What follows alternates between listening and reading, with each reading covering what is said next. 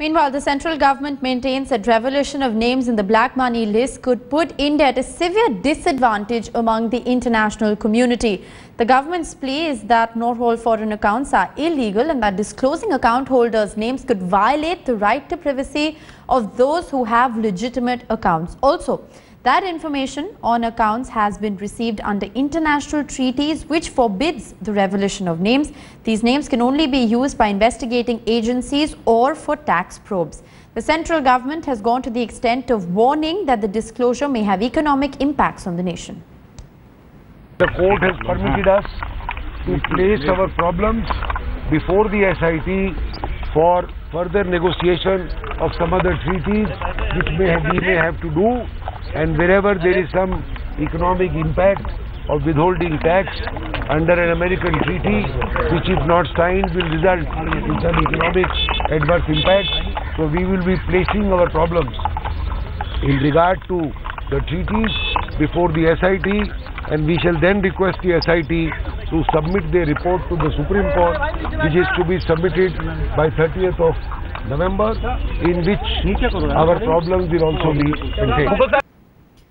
My colleague Jaskirat Singh Bawa is joining me live for more on this story. Jaskirat, the SIT at this point in time also needs to tread with caution in order to avoid violating the right to privacy under Article 21, and also to ensure that none of what it reveals in its report to the Supreme Court by the end of November is in contravention with any of the international tax treaties.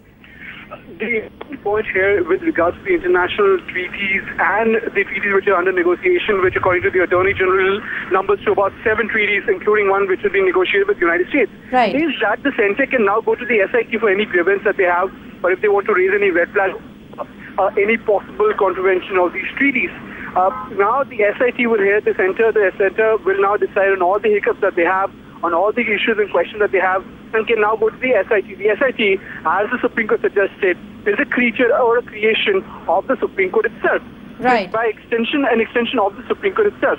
So the Centre now will go to the SIT for all these problems they have with regards to the tax treaties. They withdrew their application, which in the very first place had created this entire episode which the Supreme Court undertook over the past couple of days. Right. Also, Jaskirat, what is crucial at this point in time is that the Supreme Court has directed the SIT that it could share the details and bring the Enforcement Directorate and the Central Bureau of Investigation into this probe, something that was previously denied to them.